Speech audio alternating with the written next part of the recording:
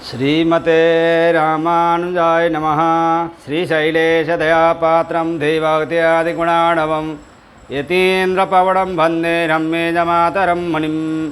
रम्येजमातृयोगीन्द्रपादरेखामें सदा तदायतात्मसत्तादिं रामानुजमुनिं भजे। लक्ष्मीनाथसमारम्भं नाथयामनमध्यमाम् अस्मदाचार्यपर्यन्तां वन्दे गुरुपरम्पराम्।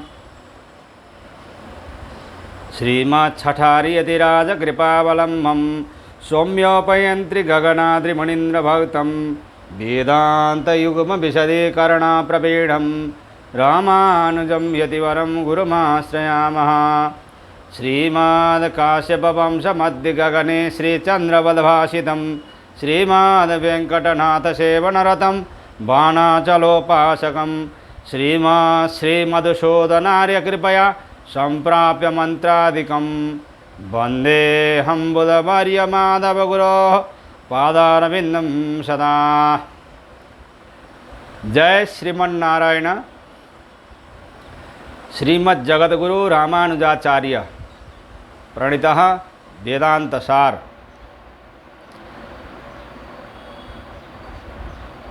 का सत्संग हम लोगों ने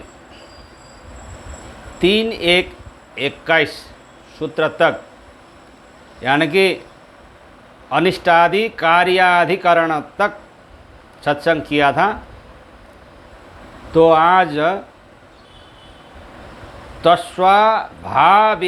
भाव्यापत्याधिकरणम शुरू कर रहे हैं।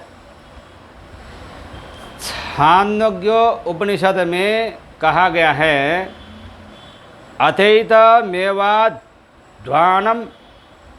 पुनर्निवर्तन्ते यथेतमाकाशमाकाशाद्वायु वायुर्भूत्वा भूमो भवति भूमो भूत्वा भ्रम भवति अभ्रम भूत्वा मेघो भवति मेघो भूत्वा परवर्षति।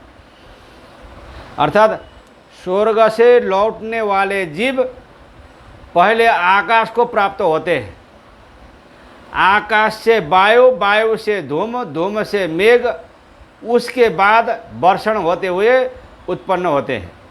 यहाँ पर जिज्ञासा होती है कि जीव देव मनुष्य आदि की तरह उन आकाश आदि के रूप में स्वयं परिणत होते हैं या उनके समान होते हैं, प्रश्न होता है यहाँ।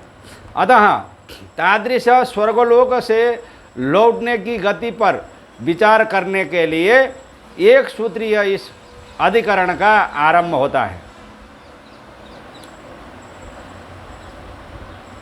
तत्स्वभाव्यापत्तिरूपपत्तेः 3-1-22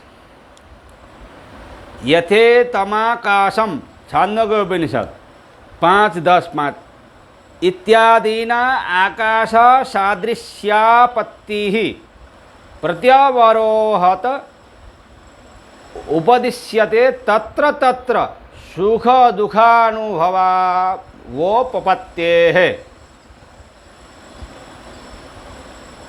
तदनु भावार्थम ही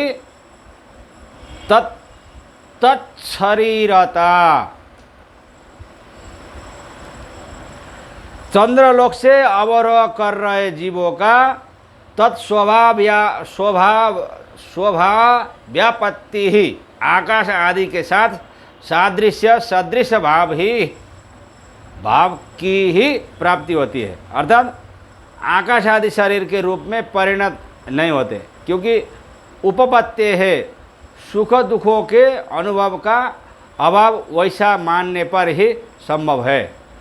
यहाँ श्रुति में जो अथैथ मेवाध्यानम स्वर्ग से लौटने वाले जीव के लिए आकाश वायु आदि बनकर लौटने की बात कही गई है, इस कथन से जीवात्मा का उन तत्वों के रूप में परिणत होना युक्ति संगत नहीं है, क्योंकि तत्त रूप होकर सुख दुखादि का अनुभव नहीं होता।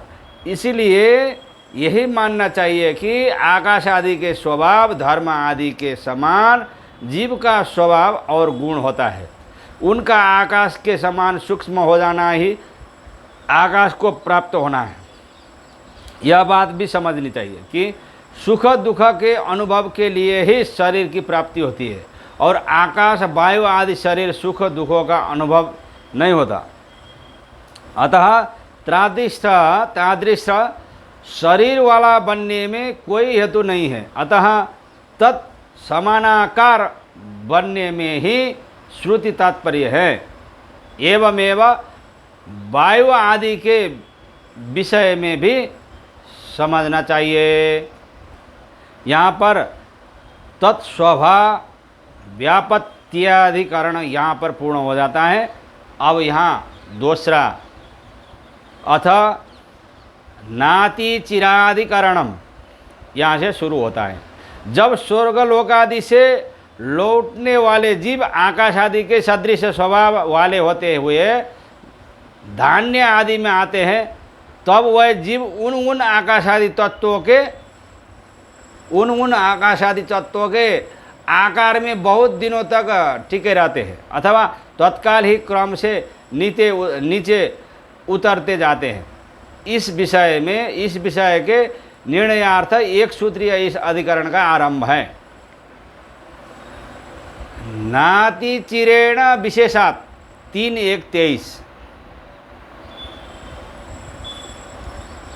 ब्रीह्यादि प्राप्ते प्रागाकाशादिषु नातिचीरं तिष्ठति अतो वै खलु दुर्निष्प्रपतरम छांदोग्योपनिषद 5:10 इति ब्रीह्यादावेव विशेषवचनात् इति नातिचिराधिकरणम।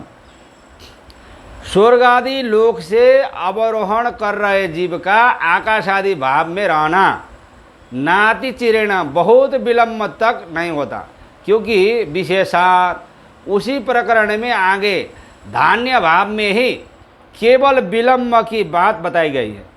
इससे सिद्ध होता है कि धान्य भाव से पूर्व भाव में ज़्यादा विलंब नहीं होता।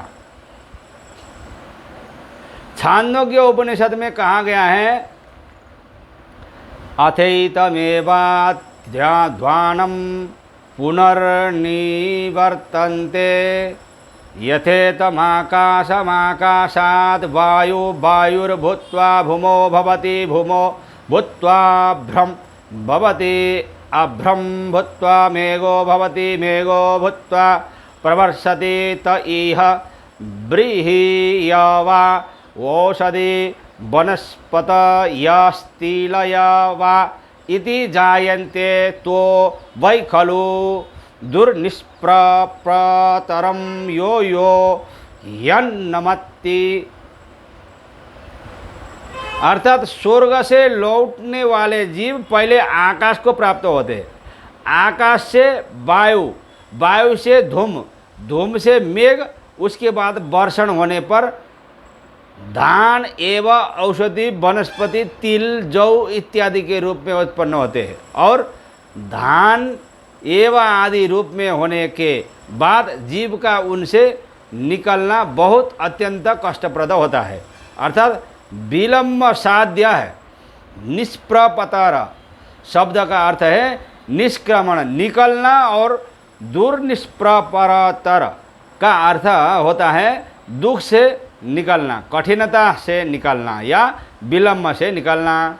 इस शब्द से यह सूचित किया जाता है कि धान्य आदि से निकलने में विलंब होता है, किंतु उससे पहले की स्थिति में कोई विलंब नहीं होता। तात्पर्य यह है कि ऊपर के लोक में जाने का जो वर्णन है वह कर्मों के फल भोग से संबंध रखता है, इसलिए बीच में आए हुए पितृलोक आदि में विलंब होना स्वाभाविक है, परंतु लौटते समय कर्म भोग का संबंध नहीं रहता, इसलिए बीच में कहीं विलंब होने का कोई कारण नहीं रहता। इस प्रकार ऊपर के लोकों में जाने और वहाँ से लौटने में विशेषता के कारण अथवा धान्य आदि से निकलने में विशेषता के कारण यही सिद्ध होता है कि आकाश आदि भाव में कोई विलंब नहीं है। धान्य आदि में विलंब होने का कारण यह है कि अन्न बहुत दिनों तक रहता है और उसको खाने के बाद ही वह शरीर में पहुंचकर दूसरा रूप धारण करता है। नाति चिरादिकरण यहाँ पर पूर्ण हो जाता है। अथ अन्याधिष्ठिताधिकरणम, परलोक से लौटने वाले उस जीवात्मा का जो धान जौ तिल आदि के रूप में होना कहा गया है, उसका क्या भाव है? क्या वह स्वयं वैसा ही धान्य शरीर वाला बन जाता है, या उन योनि को भोगने वाला जीवात्मा कोई दूसरा होता है जिसके साथ में यह भी संश्लिष्ट होकर रहता है? इस विषय का निर्णय करने के लिए चतुसूत्रीय इस अधिकरण का आरंभ किया गया है। अन्याधिष्ठिते पूर्ववदभिलापात 3:1-24 तो इह ब्रीहि यवाह इत्यादौ चान्य जीवाधिष्ठिते ब्रीहि एवादौ संश्लेषमात्रम् अवरोहतः आकाशादिष्वीव जनन हेतु विरहिताभिलापात् जायन्ते इति वचनमौपचारिकं यत्र ब्राह्मणादिजन्मास्ति तत्र रमणीयचरणाः इति हि हेतुरभिलप्यते। अन्याधिष्ठिते, दूसरे जीवों से अधिष्ठित धान्य रूप शरीर में अवरोहण कर रहे जीवों का संश्लेष मात्र होता है। पूर्ववत आकाश आदि में मेघ पर्यंत के समान ही अभिलापात केवल तद्भाव की प्राप्ति की बात श्रुति में बताए जाने के कारण, जिस प्रकार पूर्व सूत्र की श्रुति में यह बात कही गई थी कि मेघो भूत्वा प्रवर्षति त इह ब्रीहि यवा ओषधि वनस्पतयस्तिलयवा इति जायन्ते तो वै खलु दुर्निष्प्रपतरम यो ह्यन्नमत्ति। अर्थात स्वर्ग से लौटने वाले जीव पहले आकाश को प्राप्त होते हैं, आकाश से वायु, वायु से धूम, धूम से मेघ, उसके बाद वर्षण होने पर धान एवं औषधि वनस्पति तिल जौ इत्यादि के रूप में उत्पन्न होते हैं।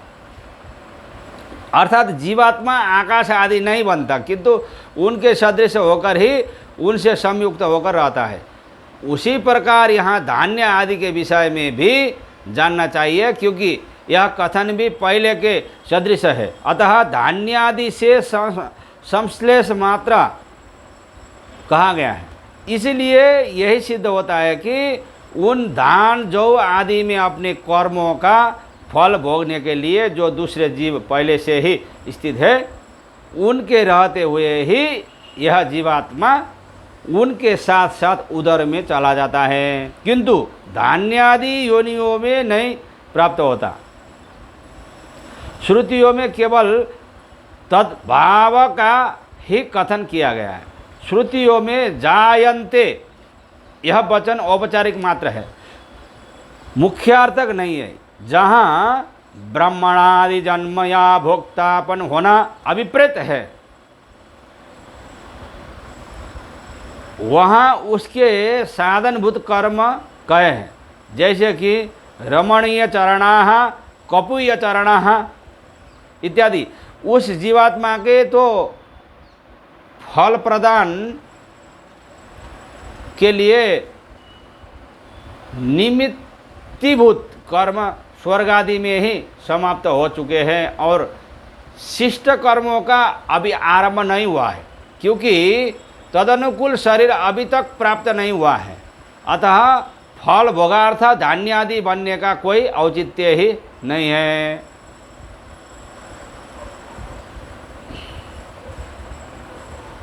अशुद्ध मिति चिन्ह शब्दात 3:1-25 अवरोहतः पूर्वानुष्ठित यागादिषु अग्निशोमीयादि हिंसाग अर्भात्वेन अशुद्धं कर्मास्तिति चेत् न हिरण्य शरीर ऊर्ध्वं स्वर्गं लोकमेति न वा वो वेतन्म्रियसे न ऋष्यसि इति पशुसंज्ञ पनस्याहिंसात्व शब्दात्। याग आदि से प्राप्त होने वाला स्वर्ग आदि का फल पशु हिंसादि कार्यों से मिलता है, अतः अशुद्धम अशुद्ध है, उससे धान्य आदि भी अशुचि ही हो जाएंगे। इति चेत ऐसा कहते हो तो न, वह कथन ठीक नहीं है, क्योंकि शब्दात श्रुति के द्वारा यज्ञादि में होने वाले पशु हिंसा को अशुचि नहीं माना गया है। भोक्तृत्व के लिए हेतु न होने के कारण व्रीहि आदि के रूप में जन्म नहीं है। स्वर्ग आदि उपभोग कराने वाले कर्म भी अशुद्ध ही है, क्योंकि अग्निशोम आदि यज्ञों में पशु हिंसा का विधान है।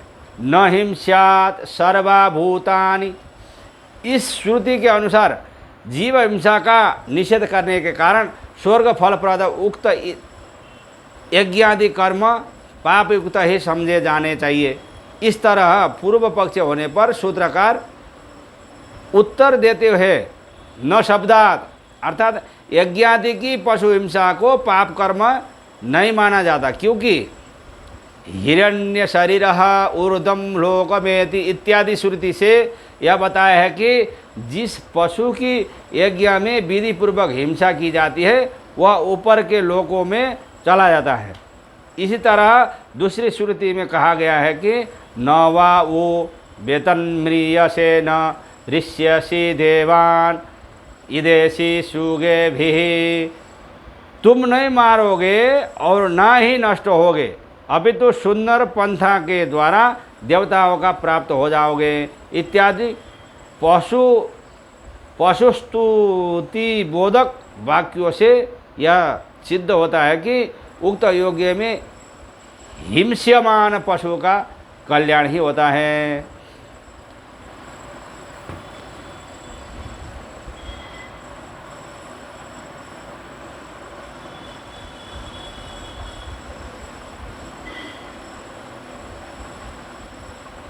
यद्यपि हिंसा में स्वल्प कष्ट हो सकता है, तथापि उसको दिव्य देह की प्राप्ति होने के कारण यह हिंसा नहीं मानी जाती। जिस तरह यज्ञ हिंसा को हिंसा नहीं मानते, उसी तरह अन्न आदि में भी अशुद्धि नहीं होती, क्योंकि शास्त्रीय विधि के अनुसार पुरुष को अग्नि बताकर उसमें अन्न को हवन करना श्रुति में ही बताया गया है, तथा जगह जगह अन्न के खाने जाने का वर्णन है। इस तरह वह जीव संश्लिष्ट अन्न अशुद्ध नहीं होता और ना ही उसमें किसी प्रकार की हिंसा होती है।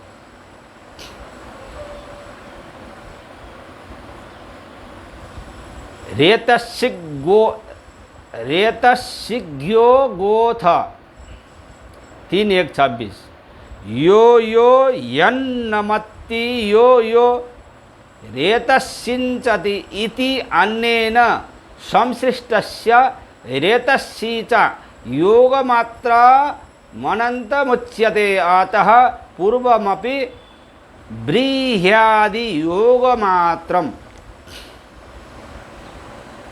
अन्नादि के बाद उत्पश्यमान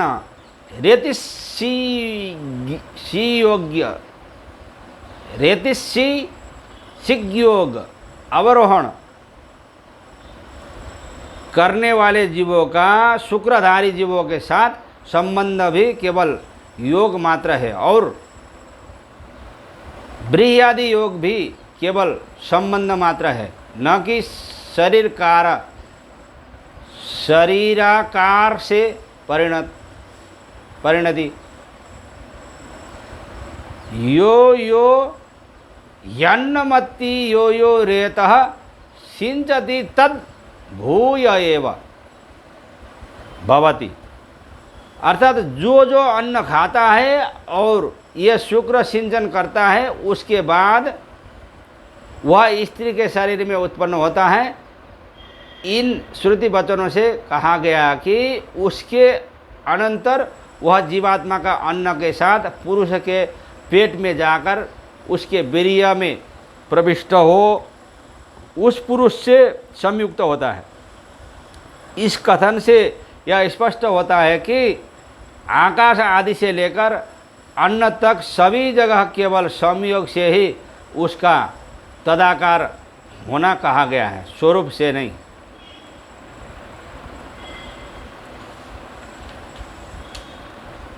योने शरीरम 3:1-27 योनि प्राप्ते पश्चादेवावरोहता शरीरम प्राप्यते इति अन्याधिष्ठाताधिकरणम इति श्री भगवद रामानुज विरचिते श्री वेदांत सारे तृतीयस्याध्यायस्य प्रथम पादः। योने है अवरोहण कर रहे जीव का स्त्री के शरीर में प्रवेश होने के पश्चात ही शरीर से संपन्न होता है, उससे पहले नहीं होता। स्वर्ग आदि लोक से लौटने वाला जीवात्मा पुरुष के वीर्य के आश्रित होकर पुरुष द्वारा गर्भाधान के समय स्त्री योनि में वीर्य के साथ प्रविष्ट होता है। वहाँ गर्भाशय से संबंध होकर उक्त जीव अपने कर्म फलों के अनुरूप शरीर को प्राप्त करता है। यही से कर्मों के फल का भोग आरंभ होता है। उससे पूर्व चंद्र से उतरकर वीर्य में प्रविष्ट होने तक कोई जन्म या शरीर धारण नहीं है। केवल उन आकाश आदि के आश्रित रहना मात्र कहा गया है। उन धान्य आदि शरीरों के अधिष्ठाता जीव अन्य ही होते हैं। इस तरह स्वर्ग आदि फल भोगने के बाद अनुसयी जीवों के पुनः शरीर धारण करने तक की प्रक्रिया बताई गई है। इस प्रकार वेदांत सार में तृतीय अध्याय का प्रथम पाद यहीं पर पूर्ण हो जाता है। आज के लिए इतना ही। जय श्रीमन नारायण।